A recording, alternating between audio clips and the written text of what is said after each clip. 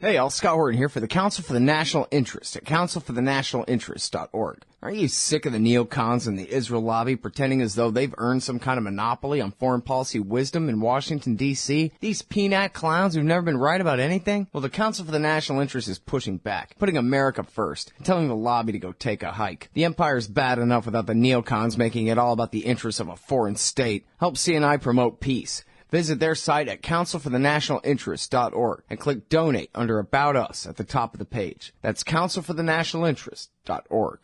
All right, you guys, welcome back to the show. I'm your host, Scott Horton. It's the Scott Horton Show. My website is scotthorton.org. I keep all my interview archives there, more than 2,900 of them now, going back to 2003. That's scotthorton.org. And you can follow me on Facebook, Twitter, and YouTube at /Scott Horton Show. And I'll mention for you one more time here that I'm running a little bit of a mini fund drive here with the help of Angela Keaton from antiwar.com, trying to raise a little bit of money, see if we can keep this show going through the summer when some new advertisers are going to kick in.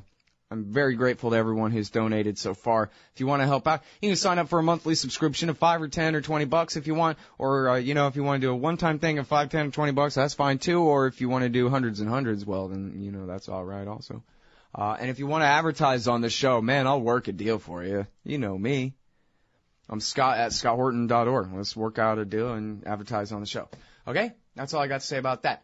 Introducing Mohammed Sahimi, our good friend. Who is a professor of chemical engineering at USC, University of Southern California at Los Angeles there. And he's got this great new piece in the Cairo Review of Global Affairs called Atoms for Peace. Welcome back to the show, Mohammed. How are you doing? I'm fine. It's good to be back in your program, Scott. Well, good. I'm very happy to have you here. And I know the guys in the chat room are really excited because, everybody loves Mohammed Sahimi. So what a great article you wrote here, Atoms for Peace. It's really the history of Iran's nuclear program. Everyone take note, I didn't say nuclear weapons program because there's no such thing as that, and we're going to get to that. But the title is very intriguing, Atoms for Peace. Why did you call it that? Well, first of all, because I believe the nature of Iranian nuclear program is completely peaceful, as evidenced by every single report that the International Atomic Energy Agency submitted to its board of directors, as evidenced by National Intelligence Estimate of 2007 and confirmed at least 2 more times since then, as evidenced by the most intrusive and extensive inspection of any nuclear program of any member state, NPT state and IAEA state, done by the agency over the past 10 years, and they have never been able to find a shred of evidence that Iran either has a secret parallel program for producing nuclear weapons or has diverted any of its nuclear material to non-peaceful purposes, and by the fact that Iran has always said that we want to produce fuel for nuclear reactor in Bushehr and at least 2 other nuclear reactors that they are at various stages of design and construction. So if you go back to all of these reports and review every one of them, there is no doubt in my mind that at least so far, to the extent that we know, and to the extent that intelligence agencies know and the International Atomic Energy Agency knows, this program has been totally peaceful, and it is intended for what Iran has been saying all along. It is for production of nuclear fuel for nuclear reactors. Okay, now, but the double entendre from the title there is that's also the American program for spreading nuclear technology to the 4 corners of the world. Exactly. This the idea for Atom for Peace actually came to my mind when I was writing the article. This actually occurred 10 years ago when I started writing about Iran's nuclear program. We know that President Dwight Eisenhower had this program whereby the United States will help countries around the world to use nuclear technology, atomic technology, for peaceful purposes, so that, as you said, the nuclear technology will spread around the world. And the name of the program was Atom for Peace. So not only that description totally fits Iran's nuclear program, but, as you said, credit should also be given to the original person who named it that way, namely President Eisenhower. Yeah. Well, now, and it's interesting, right, that and most people, I guess, don't know this, but the Non-Proliferation Treaty, where the non-nuclear weapon states of the world promise never to become nuclear weapon states of the world, also has the nuclear weapon states of the world, and I guess all the nuclear states of the world, promise to help spread nuclear technology for peaceful purposes. At the same time, the weapon states promise that someday they will disarm their weapons. But they're also actually, I don't know the language of it, help me out, but they're sort of, in a way, aren't they bound or supposedly bound to help spread nuclear technology for peaceful purposes? Precisely. I mean, the deal was those countries that don't have any nuclear weapon will not have any nuclear weapon, and in return they will have complete access to all aspects of nuclear technology, including production of fuel, enrichment, and so on. And those that have it, first of all, will help countries like Iran, for example, to get access to nuclear technology. And as you said, over time, they will also give up their nuclear arsenal. Now, what has happened is that those countries that don't have nuclear weapons have basically delivered on their promise. They haven't gone nuclear. The three countries that have gone nuclear are actually not member of NPT, namely Israel, Pakistan, and India. But the other countries have delivered on their promise. But the other side, namely mostly Western countries, France, Britain, and the United States, they haven't delivered on their part. First of all, they have tried to restrict access of countries like Iran to peaceful nuclear technology. And secondly, they haven't taken any major step towards nuclear disarmament. They constantly talk about how a spread of nuclear weapon is so dangerous, and yet they haven't delivered on their part of the bargain, namely gradually getting rid of their nuclear arsenal. In fact, for example, in the United States, we know that the Obama administration wants to modernize its nuclear arsenal, maybe reduce the size, but also modernize it so that it would be just as lethal, if not more lethal, as before. Britain has undertaken the same type of thing. So while the agreement was binding on both sides, one side has delivered, the other side hasn't delivered. And in fact, that is one of the core issues in the dispute between Iran and the United States and its allies. Iran says, according to NPT, we are entitled to this technology, and therefore we cannot give it up. Whereas the United States claims that because Iran has supposedly violated its obligation, which Iran hasn't, at least in the view of people like me, they have forfeited at least, temporarily their right to nuclear technology. This is basically the argument that Robert Einhorn recently said in a piece that was published in Foreign Policy. So you are precisely right. They haven't delivered on their part, but they want to force the non-nuclear state to either give up or greatly restrict their access to nuclear technology. And as I said, this has been one of the core issues in the dispute between Iran and the West. Mm-hmm. All right, now, so I'm just some average guy, and most people are just average guys. And when we hear the word nuclear, our eyes either glaze over or we get terribly afraid. But one thing we don't do is start studying, because for crying out loud, what am I, a mathematician or something? How am I going to learn about nuclear technology? And I'm speaking for 300 million Americans there, as you well know. So what do? We defer to the experts. And everybody seems to agree that Iran has got something nuclear going on over there, and that's pretty scary. And geez, we can't let the smoking gun be a mushroom cloud and all that. You willing to risk losing Los Angeles because you're so sure you're right? How can you be so sure that you're right, that the Iranians are not making nuclear weapons? Well, first of all, The Obama administration has emphasized over the past at least 2 years that they have very good ideas of where Iran's nuclear program is, and they have the capability to detect any possible deviation of Iran from its obligation for peaceful use of nuclear technology. Secondly, we cannot, of course, certify with 100% certainty that Iran doesn't have any secret nuclear program. But at the same time, scientists like me cannot rely on speculation and trial and error approach. As Mohammad al-Baradei, the former Director General of IAEA, said, they can only deal with facts on the ground. And facts on the ground indicate that, first of all, Iran's nuclear program has remained totally peaceful. And secondly, there hasn't been any evidence that Iran actually has a parallel program. Now, let's assume that Iran wants to break out, leave the NPT, and manufacture a nuclear warhead.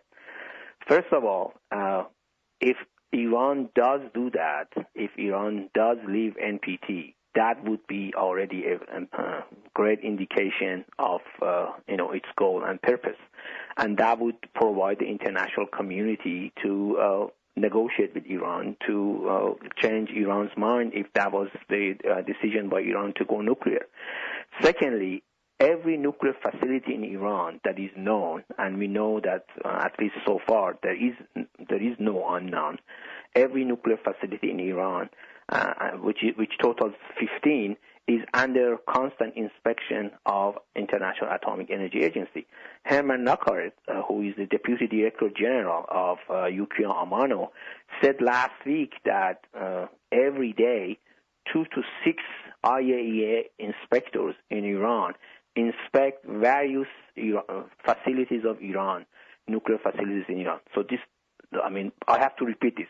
Every day, every single day, 2 to 6 IAEA inspectors inspect, monitor, and report on Iran's 15 nuclear facilities.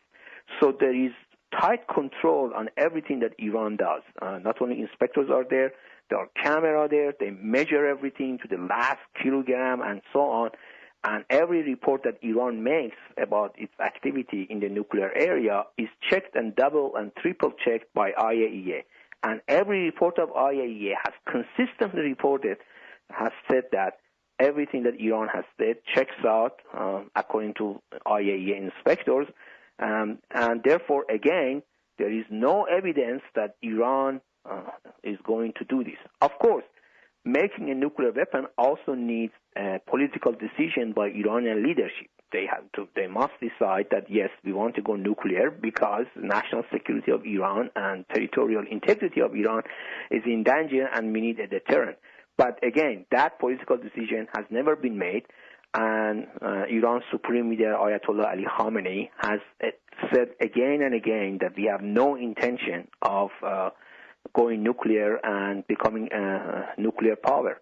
The new Iranian president, who will take office in about a week, and who was a chief nuclear negotiator of Iran between 2003 and 2005, has said the same thing. And in my view, this is a golden opportunity to reach an agreement with Iran, which preserves Iran's fundamental rights for accessing to nuclear technology that is guaranteed by NPT. And at the same time, if the West has any legitimate concerns about Iran's nuclear program, they can be addressed through negotiations. The new Iranian president is an expert on nuclear issue. He's an expert on Iran's national security problems. Ayatollah Khamenei has indicated over the past several months that he's not opposed to direct negotiation between Iran and the United States. And most recently, just yesterday, Rouhani reiterated his intention of entering direct negotiation with the United States if the United States is willing to take yes as an answer. But that remains to be seen. Yeah. Well, unfortunately, I doubt probably it, but it's pretty doubtful looking at the history of the Obama administration so far. I totally agree, Scott. I mean, it is not clear to me that these people are actually willing to take yes as an answer, because I believe that the goal of the crippling sanctions that they have imposed on Iran is not to bring Iran back to negotiation table. Iran has been at the negotiation table, but to incite, uprising, chaos, and possibly revolution by economic hardship, to bring people out on the street in order to overthrow the Iranian government. In other words, their goal is regime change. But we will see. Rouhani will take office in 1 week, and we will see. And from what I know from Iran, he's going to appoint a very experienced, very a realist diplomat, Mohammad Javad Zarif, who was Iran's ambassador to the United Nations several years ago, and was repeatedly praised even by Western diplomats as being a very skilled diplomat. He's going to appoint him as the foreign minister. He's also going to appoint an expert as the Secretary General of Iran National Security Council. There are several names that have been suggested, but if any one of them is appointed as the Secretary General of that council, that would be also very good, because the negotiations are coordinated between Iran Foreign Ministry and the Supreme National Security Council of Iran. So every indication so far has been very positive about the intention of the incoming Rouhani administration, and at the same time, the signals that Khamenei has been sending. We will see whether Obama will take yes or no. Okay, now I want to rewind a little bit to some things that we were talking about before. When I was sort of speaking from the position of just ignorance and nuclear equals scary and all that, the important point that I got out of what you said is that, oh man, I could go for miles and miles and years telling you everything we know about Iran's nuclear program. This is not the dark side of the moon where everything is left to speculation and imagination like in the minds of regular innocent Americans. The actual experts who know about this know everything about this. And your article here, Atoms for Peace, in the Cairo Review of Global Affairs demonstrates that, here's an extremely thorough history dating back to, the 1950s or something, about Iran's nuclear program, every little piece of it, every bit of the negotiations surrounding it. And as you say, there are IAEA, International Atomic Energy Agency inspectors standing around at their nuclear facilities.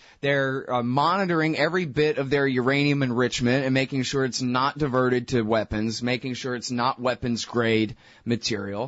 Et cetera, et cetera, et cetera. And that, I think, is the most important point really out of all of this, is that just because, some regular person like me doesn't really know what's going on over there, that doesn't mean that we should just let the government and the television fill in the gap in our imagination with a bunch of scaremongering. In fact, there are Mohammed Sahimis and Yosef Butts and other experts out there who can put it to you quite straight about what we know and what we don't know about Iran's nuclear program. And what we know is virtually everything, and that it has nothing to do with making nuclear weapons. I mean, that's a fact, and that's all. And then it just happens to be, Mohammed, that all of the American intelligence agencies that they admit exist, agree with you and me on this.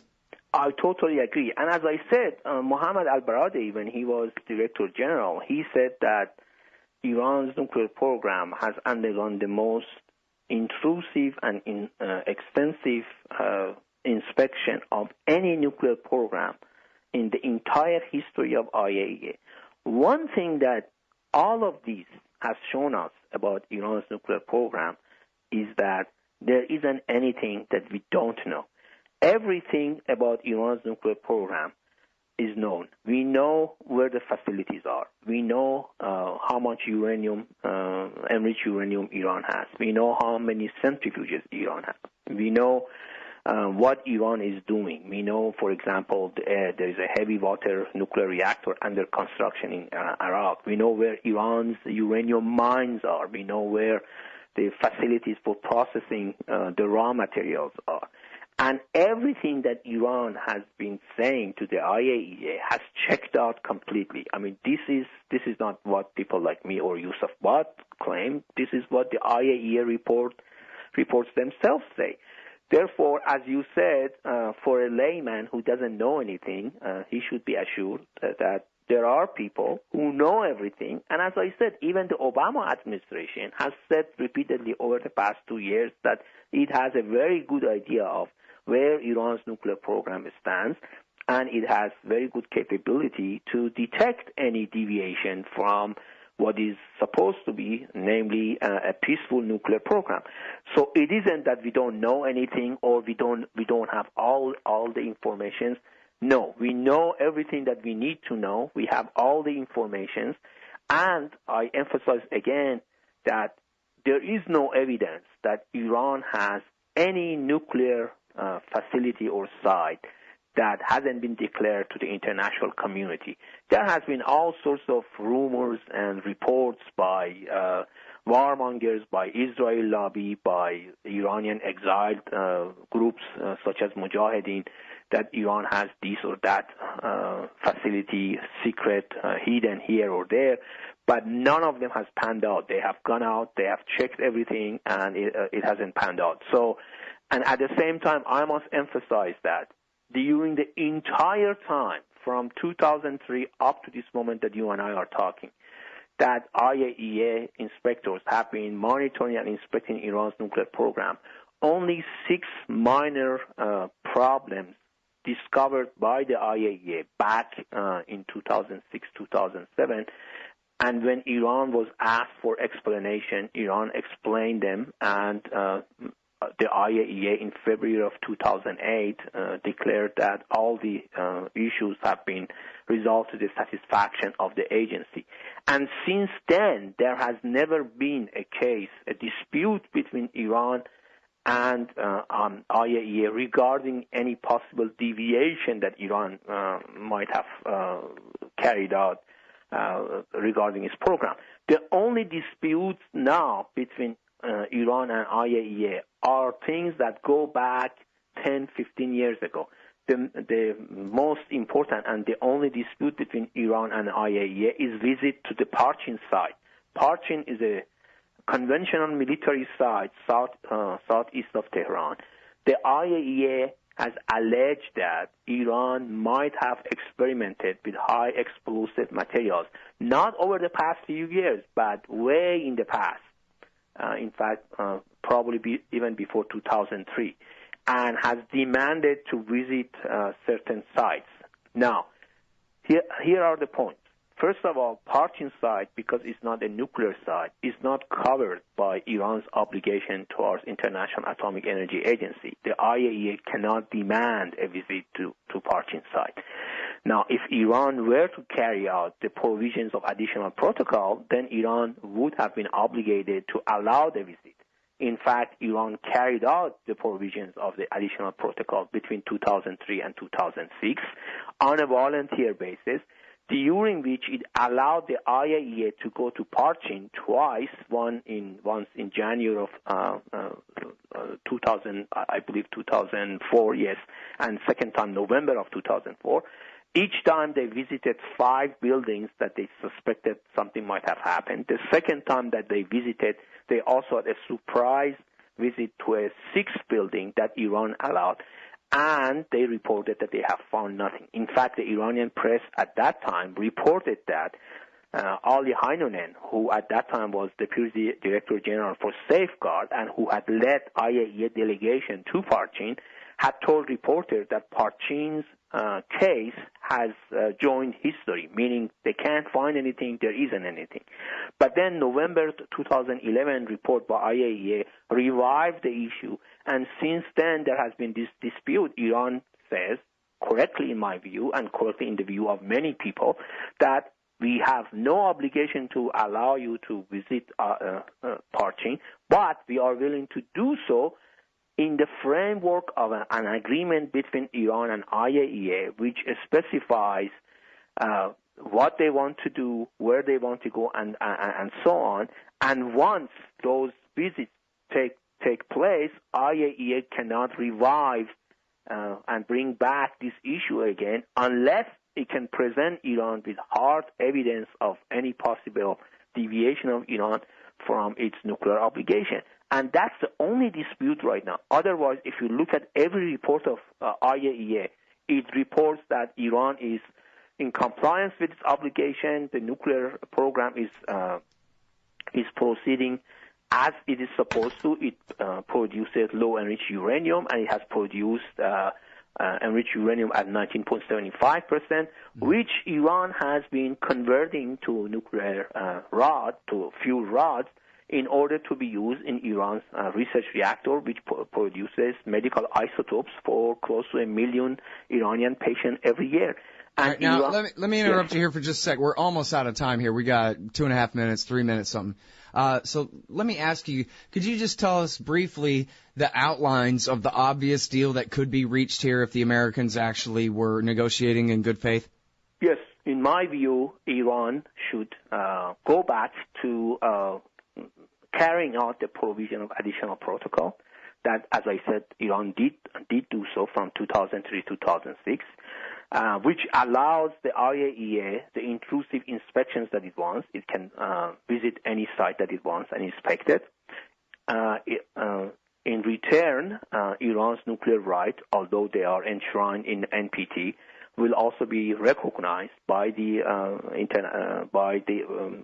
I hate to say international community, by U.S. and its allies. Iran would agree, in my view, to put a ceiling on the amount of enriched uranium at 19.75%, limited to the amount that it needs for Tehran research reactor. And if it produces more of that, it would convert it to fuel rod for export, or ship it out outside the country to sell it, or ship it out to be stored somewhere else, so that there would be no concern that the 19.75% enriched uranium can be transformed to higher enriched uranium for bomb making. In return, the U.S. and its allies must agree to lift sanctions, the crippling economic sanctions that has disrupted the lives of tens of millions of Iranian people. This is the basic outline, and if there is political will, as I said at the end of that article, if there is political will, this deal can be reached very quickly, actually. Yeah, I think so too. I think if America is willing, like the Leverett say, if the American government is willing to accept that, you know what, Iran is a sovereign, independent country, and I guess we just don't get to completely own their ass. Oh well, let's peacefully coexist. Then that'd be fine. All they got to do is get over their grudge from '79 and get over their will to do what Netanyahu says. Exactly. I totally agree. I think we should stop listening to warmongers, to the propaganda with Netanyahu, the Israel lobby, and so on, and get down to business, because the outline of an agreement is in place. Right. All right. Thanks so much for your time. It's great to talk to you again. Thank you, Scott. All right, everybody. That's Mohammed Sahimi. He's a professor of chemical engineering at USC, and he's got this killer piece in the Cairo Review of Global Affairs called Atoms for Peace. Mohammed Sahimi. And we'll be right back with Nathan Fuller after this. Oh, man, I'm late. Sure hope I can make my flight. Stand there. Me? I am standing here. Come here. Okay. Hands up, turn around. Whoa, easy. Into the scanner. Ooh, what's this in your pants? Hey, slow down. It's just my... Hold it right there. Your wallet has tripped the metal detector. What's this? The Bill of Rights? That's right. It's just a harmless stainless steel business card-sized copy of the Bill of Rights from SecurityEdition.com. There for exposing the TSA as a bunch of liberty-destroying goons who've never protected anyone from anything. Sir, now give me back my wallet and get out of my way. Got a plane to catch. Have a nice day. Play a leading role in the security theater with the Bill of Rights Security Edition from SecurityEdition.com. It's the size of a business card, so it fits right in your wallet, and it's guaranteed to trip the metal detectors wherever the police state goes. That's SecurityEdition.com. And don't forget their great Fourth Amendment socks. Hey, guys, I got his laptop. Hey, I'll Scott Horton here to tell you about this great new project, Listen and Think Audio at listenandthink.com. They've got 2 new audiobooks read by the deepest voice in libertarianism, the great historian Jeff Riggenbach. Our Last Hope, Rediscovering the Lost Path to Liberty by Michael Maharry of the 10th Amendment Center is available now. And Beyond Democracy, co-authored by Frank Karsten of the Mises Institute Netherlands and journalist Carl Beckman, will be released this month. And they're only just getting started. So check out listenandthink.com. You may be able to get your first audiobook absolutely free. That's Listen and Think Audio at listenandthink.com. Hey y'all, Scott Horton here for WallStreetWindow.com. Mike Swanson is a successful former hedge fund manager whose site is unique on the web. Subscribers are allowed a window into Mike's very real main account and receive announcements and explanations for all his market moves. The Federal Reserve has been inflating the money supply to finance the bank bailouts and terror war overseas. So Mike's betting on commodities, mining stocks, European markets, and other hedges against a depreciating dollar. Play along on paper or with real money, and then be your own judge of Mike's investment strategies. See what happens at WallStreetWindow.com. So you're a libertarian, and you don't believe the propaganda about government awesomeness you were subjected to in 4th grade. You want real history and economics. Well, learn in your car from professors you can trust with Tom Woods' Liberty Classroom. And if you join through the Liberty Classroom link at scotthorton.org, we'll make a donation to support The Scott Horton Show. Liberty Classroom, the history and economics they didn't teach you. Hey, y'all, Scott here, hawking stickers for the back of your truck. They've got some great ones at LibertyStickers.com. Get your son killed, Jeb Bush 2016, FDR, no longer the worst president in American history, the National Security Agency, blackmailing your congressman since 1952, and USA. Sometimes we back Al-Qaeda, sometimes we don't. And there's over 1,000 other great ones on the wars, police, state, elections, the Federal Reserve, and more at LibertyStickers.com. They'll take care of all your custom printing for your band or your business at thebumpersticker.com. LibertyStickers.com. Everyone else's stickers suck.